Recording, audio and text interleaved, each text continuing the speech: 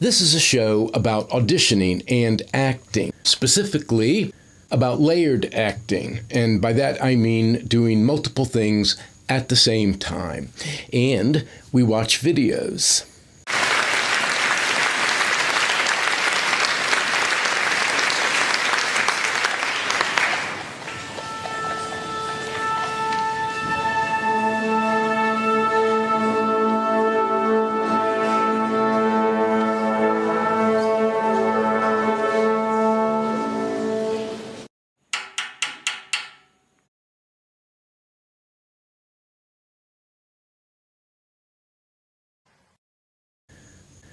The clip we're about to watch is from a 1996 play called The Designated Mourner by Wallace Shawn, directed by David Hare. Now, what do you need to know to watch this roughly 4-minute clip? This guy, played by Mike Nichols, used to be married to this woman, Judy, and that's her right at the very top of the clip, as played by Miranda Richardson. So long after this couple gets divorced, the government of this country where they live decides to go after Judy's father for various political reasons. And because they're going after Judy's father, they then have to go after Judy, and then it sort of spreads to all of their friends. Long after the fact, this character played by Mike Nichols is recounting what happened to all of these people. Judy and Howard and their friends went to prison. It seems fantastic to say that. I never thought I'd be saying that sentence about people I knew. They went to prison. And it was a hard time and a long time, 5 years. Arthur and Bob, well, they died fairly soon. You know, if there was a draft coming through a window in a restaurant, it was too much for Arthur, so I suppose you can imagine that the famously cold, famously damp climate of our rather famous local prison didn't agree with him at all, or with Bob either. They shriveled up like little mice and died. Mary, a bit hardier, lived 3 years in Herbert Ford, and finally Sam died, and well, by the end of the 5 years, only 2 of the old gang were there to be released. Judy, by decades the youngest, and can it be true? Guess quick before I say yes, in fact. The other was that terribly delicate, terribly infirm old man, Howard. Oh, what a surprise. Strangely, of course, by the time they came out, although Howard naturally found himself in the best of health, Judy was sick with something or other, one of those illnesses that keeps going away and then coming back. One night when Judy and Howard were in prison, I was at a party, sort of stuffing myself with cheesecake and pie, and I started talking to this rather dizzy, rather eccentric older woman. I guess she was drunk. I know I was. She looked like she didn't go to parties all that often, and the outfit she wore was somewhat bizarre. All of a sudden, I had a blinding intuition. Wait, you're Joan, I suddenly said, and I was absolutely right. Isn't that amazing? It was the legendary Joan. And because we were drunk, we had a long, frank talk, and at one point she said, well, what was your problem with Howard, basically? Oh, I don't know. I said, I guess it was just how much I hated him, really. Yes, exactly. That was my problem, too, she heartily agreed. To be quite frank, one has to say those were not bad years for a lot of people. A lot of people were getting by not doing that badly or even doing a bit better than that. I myself had a pretty good job. I wrote a column on sex for the Morning Urinal, as everybody absolutely insisted on calling it. It wasn't really such a terrible paper, but everyone just loved to make fun of it for some reason. It showed people's boldly independent spirits, I suppose.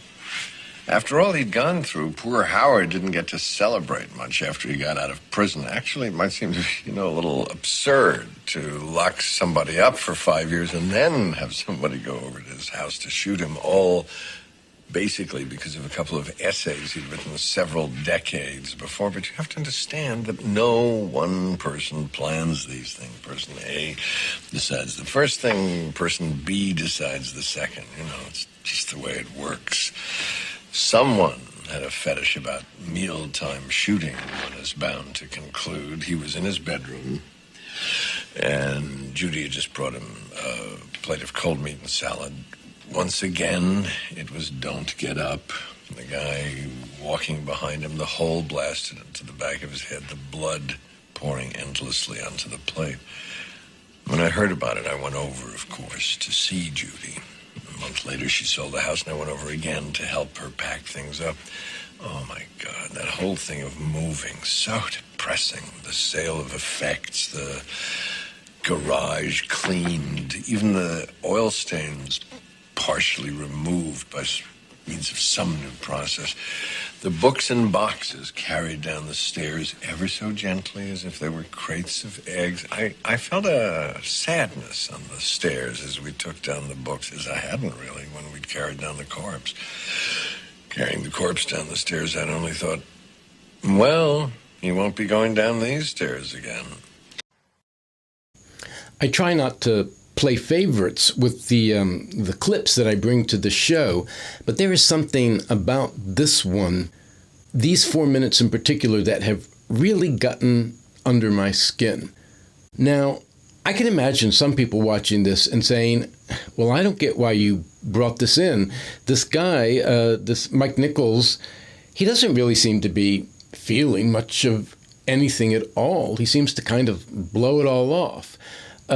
No, he's doing things, he's feeling things, and the more you scratch the surface, the deeper it all goes. But to keep this simple and to sort of stick to my, general idea of two things at the same time, I'll split this little 4-minute monologue into roughly two halves.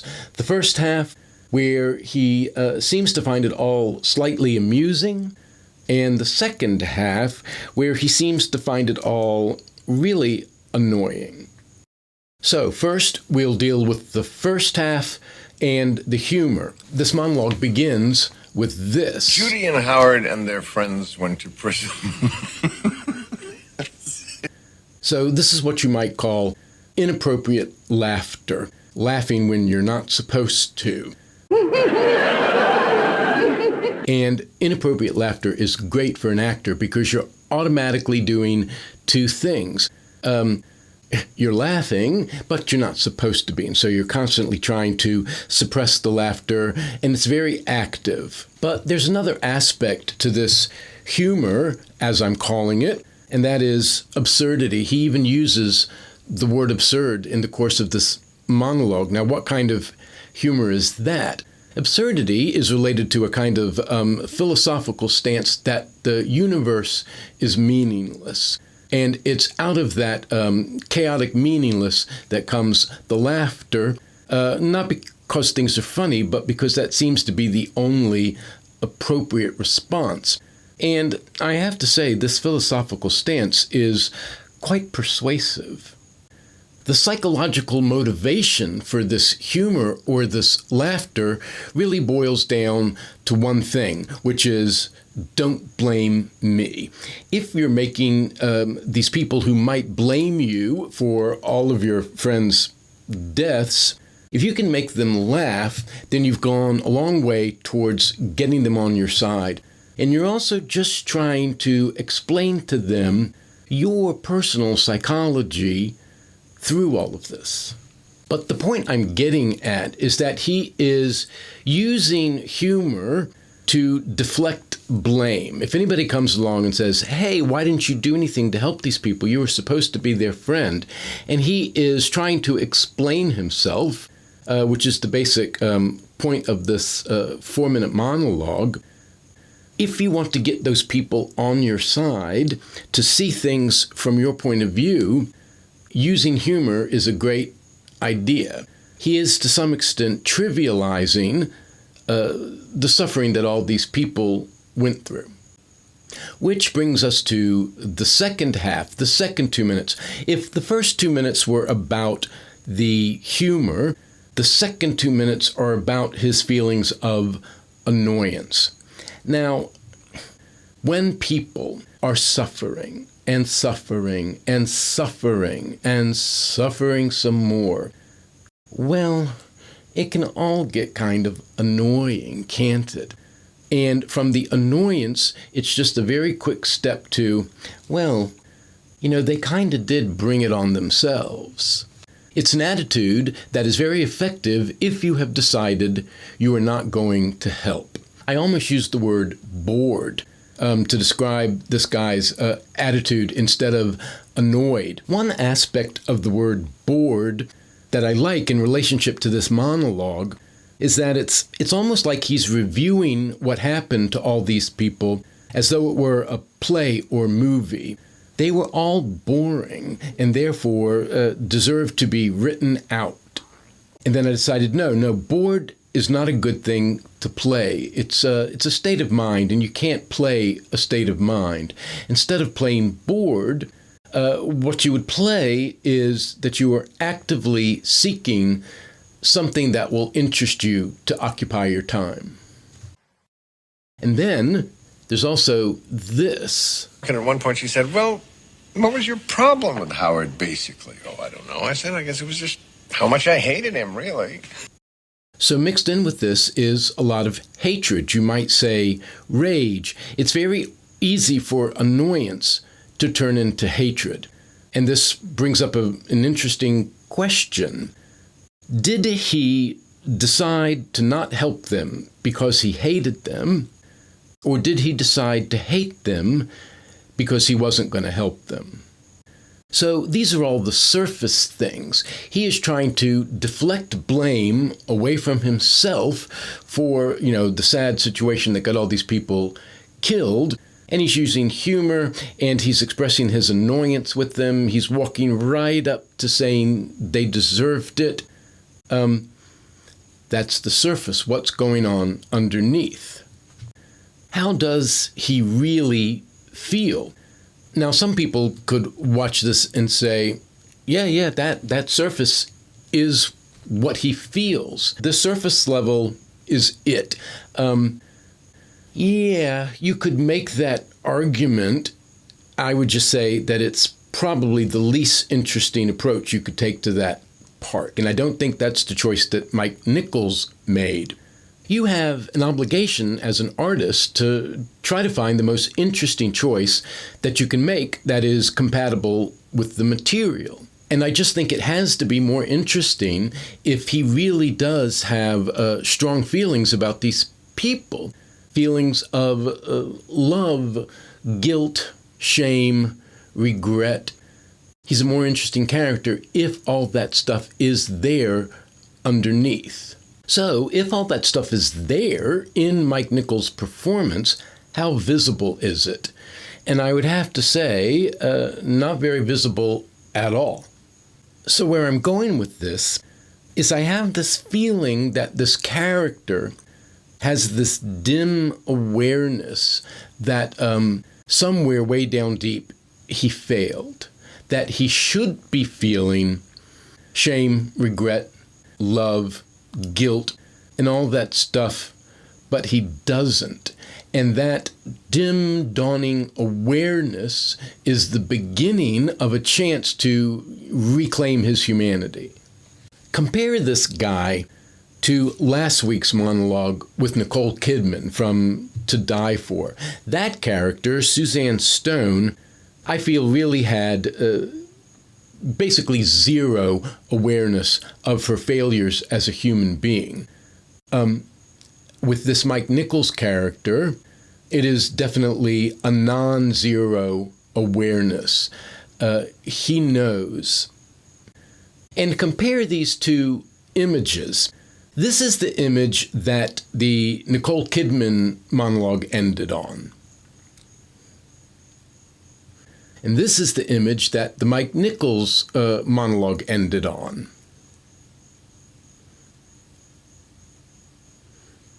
You will see that they are very closely related.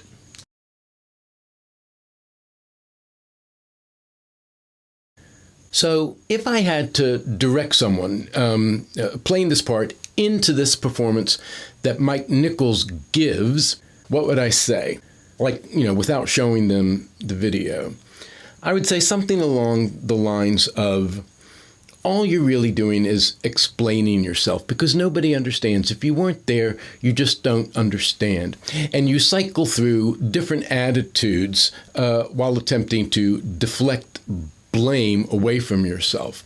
One of them is just, OMG, it was all just so crazy. It didn't make any sense. It was madness. So what could anybody do? And also, it was happening everywhere, all across the country. It wasn't just my friends. It wasn't just my family. It was happening to everybody. So don't blame me. It was all kind of sort of their fault. They were so annoying. They were the worst. And they kind of deserved it. And also, those weren't bad times for everybody. There were some nice things going on in this country at those times. It wasn't all murder. But also thrown in there is, but don't think I'm one of those government guys. I'm not one of them. I'm not one of them, and I'm not one of them. But buried way down deep underneath all of this is the idea that he will get blamed and he will deserve it and there was something he could do. How deeply buried this is up to the individual artists. Now, another thing I have to mention is this prose style. All these words. This is, probably one of the wordiest monologues, and it's not written in a way that is meant to mimic the natural speech patterns of anyone, except perhaps Mike Nichols and Wallace Shawn.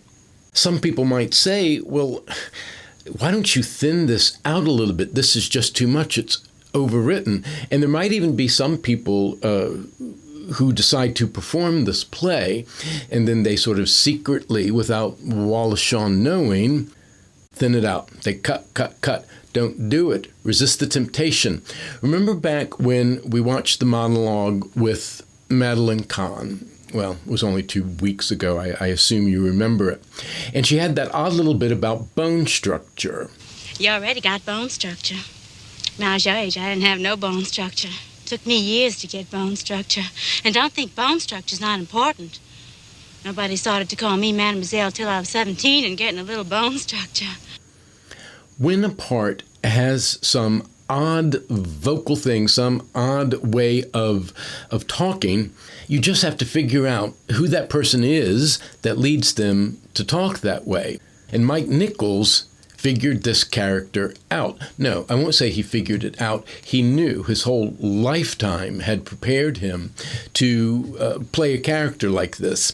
He has these huge blocks of text, and he just goes through it with such perfect vocal and psychological variety that it is never monotonous. He's like Leonard Bernstein conducting a Mahler symphony or something. I looked all this up in that big biography of Mike Nichols, and apparently the author, Wallace Shawn, organized a little reading in somebody's apartment, and Mike Nichols agreed to read this part in somebody's apartment, and when he did, he knew, everybody in the room knew, that something pretty amazing had happened. And Mike Nichols was an incredibly busy director of plays and movies, and he took time out of his schedule to perform. And he hadn't performed, I don't think, in years and years. And it was a triumph for him.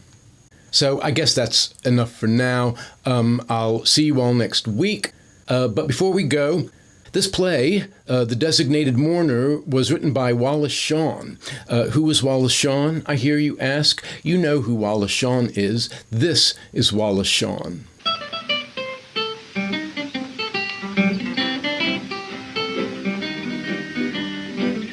Truthful Parson Brown, living in a southern town, for doing good and talking good.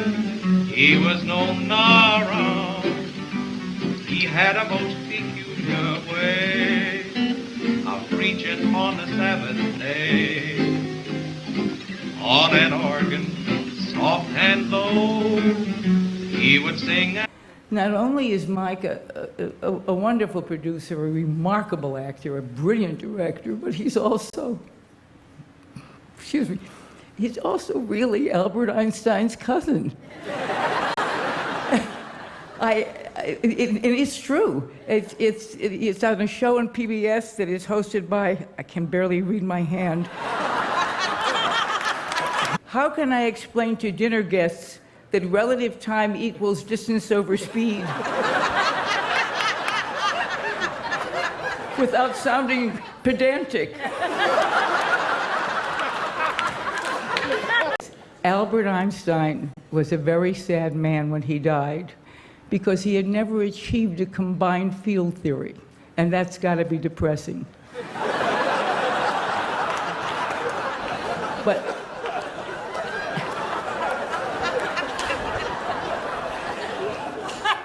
in whatever superstring sixth dimension he may be in, if he's watching the show tonight, I think he'd probably be immensely cheered up to discover that he is Mike Nichols' cousin.